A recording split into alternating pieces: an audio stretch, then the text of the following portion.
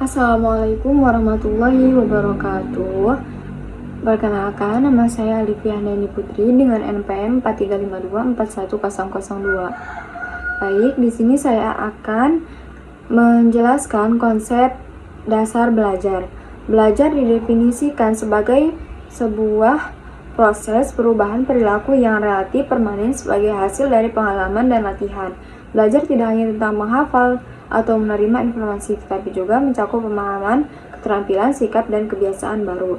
Ciri-ciri belajar: 1. Adanya perubahan perilaku dalam hal pengetahuan, sikap, dan keterampilan. 2. Perubahan bersifat relatif permanen bukan sementara. 3. Terjadi karena pengalaman atau latihan.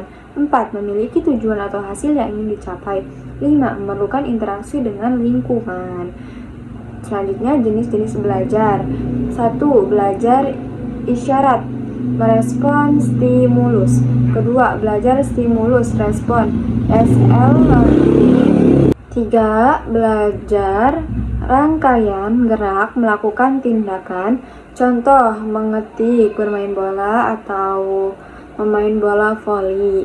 Nomor 4. Belajar asosiasi verbal, menghafal urutan atau konsep. Yang kelima, belajar diskriminasi, bedakan berbagai situasi atau stimulus. Yang keenam, belajar aturan, menggabungkan konsep menjadi prinsip. Yang ketujuh, belajar pemecahan masalah, problem solving. Yang kedua, teori belajar dan relevan. Yang pertama, behavioristik, perubahan perilaku yang dapat diamati sebagai hasil dari stimulus dan respon, tokoh Pavlov, Skinner. Yang kedua, komunistik, belajar harus berpusat pada manusia seutuhnya. Perasaan, motivasi, potensi, guru menciptakan suasana empati, tokoh Carl Rogers, Abraham Maslow. Yang ketiga, kognitivistik, proses aktif memahami dan mengorganisasikan pengetahuan siswa, membangun skema berpikir atau melalui pengalaman, tokoh Pigeon Brunner. Selanjutnya, konstruktivistik, pengetahuan dibangun oleh siswa berdiri berdasarkan interaksi sosial dan lingkungan, contoh diskusi kelompok, tokoh Vygotsky, Pigeon. Selanjutnya, yang ketiga, faktor-faktor yang mempengaruhi belajar. Faktor yang memengaruhi belajar terbagi menjadi dua kelompok. Yang pertama, faktor internal dari dalam diri siswa, faktor jasmani, fisik, kondisi fisik, kesehatan, kelelahan, dan panca indera. Contoh, siswa kurang tidur atau lapar, sulit berkonsentrasi. Yang kedua, faktor psikologis, intelijensi, kemampuan berpikir, memahami, dan mengingat. Motivasi, dorongan untuk belajar terbagi dua, intrinsik, minat pribadi, dan ekstrinsik, hadiah, nilai pujian. Minat dan perhatian, kematangan dan kesiapan belajar, serta sikap dan kebiasaan belajar. B. Faktor eksternal dari luar diri siswa, faktor keluarga, perhatian dan dukungan orang tua, lingkungan keluarga yang kondusif karena anak didik di rumah. Yang selanjutnya, faktor sekolah, guru atau dosen, kepala sekolah, metode pengajaran, kurikulum, sarana dan prasarana, serta lingkungan sosial sekolah. Tidak ada bullying. Faktor lingkungan sosial dan budaya, teman sebaya, lingkungan rumah, dan media sosial harus digunakan dengan bijak. Selanjutnya, faktor situasional, waktu belajar, tempat belajar, kondisi cuaca, dan kondisi psikologi saat belajar, stres, konflik batin. Baik, di sini saya akan menjawab soal esai atau soal diskusi. 1. Jelaskan perbedaan teori behavioristik dan konstruktivistik dalam pemahaman proses belajar. Aspek pembedaan teori behavioristik, teori konstruktivistik. Yang pertama, definisi belajar, perubahan perilaku yang dapat diamati sebagai hasil dari stimulus dan respon. Pengetahuan dibangun dari sendiri oleh siswa berdasarkan interaksi sosial dan lingkungan. Peran siswa adalah penerima pasif yang dibentuk oleh lingkungan. Belajar terjadi ketika mereka merespon stimulus eksternal. Siswa adalah pembangun pengetahuan yang aktif, mereka mengorganisasi menafsirkan dan menciptakan makna baru. Fokus utama, perilaku yang teramati dan penguatan reinforcement, proses kognitif, pemahaman, dan pembangunan skema berpikir. Contoh kelas, guru memberikan pujian hadiah saat siswa menjawab benar, diskusi kelompok, proyek kolaboratif, atau proses solving yang mendorong siswa membangun pemahaman pribadi. Selanjutnya, nomor 2, sebutkan 5 faktor internal yang memengaruhi keberhasilan belajar siswa. Faktor internal adalah faktor yang berasal dari dalam diri siswa. 5 faktor internal tersebut meliputi 1. Faktor jasmani, fisik, kesehatan tubuh, kondisi fisik melelahkan, dan panca indera. Contoh, siswa kurang tidur atau lapar, sulit berkonsentrasi. Yang kedua, intelligence, kemampuan berpikir, memahami, dan mengingat.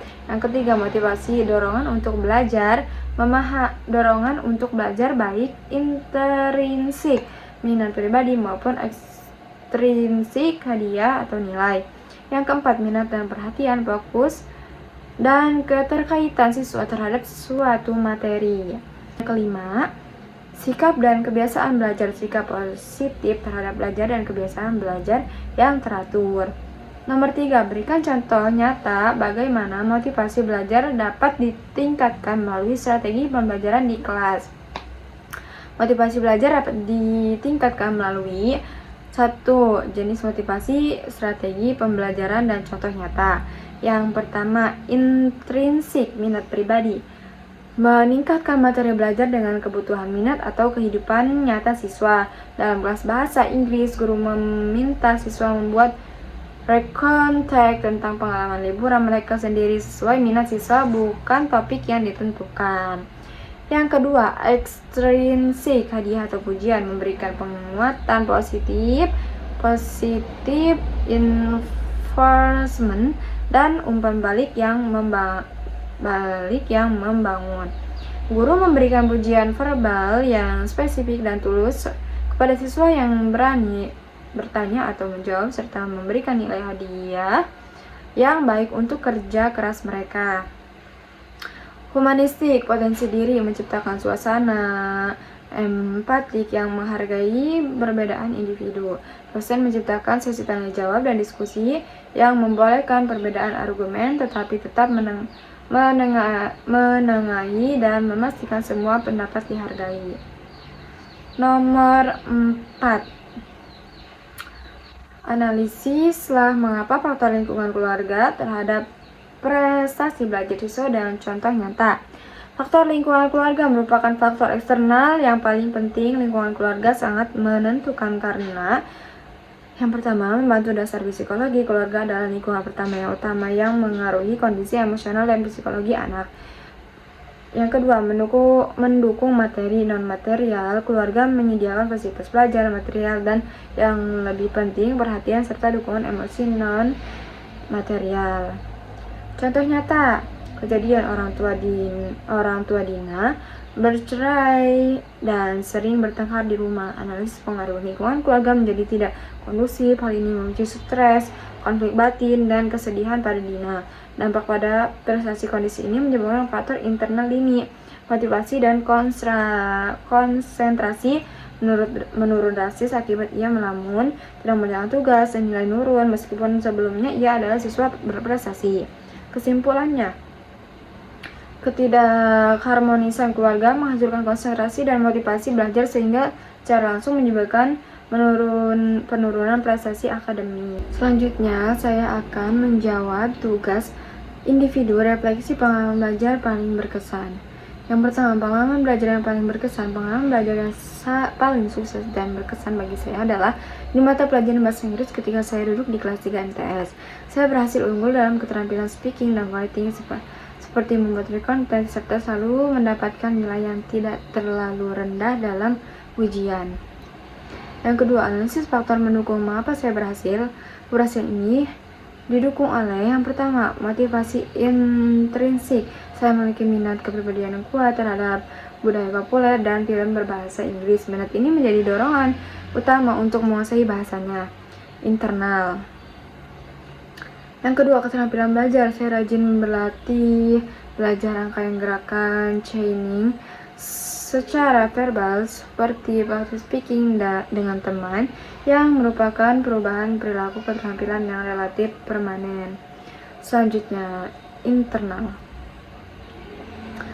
Metode guru-guru sering menerapkan pendekatan konstruktivistik dengan meminta siswa melakukan diskusi kelompok untuk membangun pemahaman tata bahasa sehingga belajar menjadi aktif. Eksternal sekolah. Fokus sosial budaya, saya memanfaatkan media sosial dan channel YouTube lingkungan sosial untuk menonton video berbahasa Inggris yang memperkaya kosakata dan listening. Eksternal. 3. Analisis faktor penghambat tantangan yang dihadapi. Meskipun sukses, ada 2 tantangan utama. Faktor situasional stres. Saya sering mengalami stres menjelang ujian praktik karena takut membuat kesalahan saat bicara di depan kelas. Yang kedua, faktor jasmani fisik.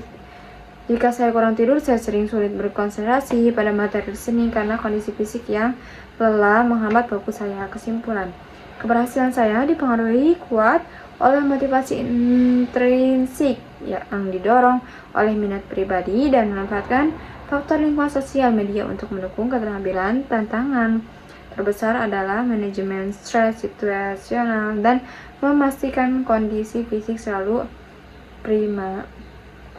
Oke, mungkin cukup sekian yang bisa saya sampaikan, kurang lebihnya mohon maaf. Thanks. Wassalamualaikum warahmatullahi wabarakatuh.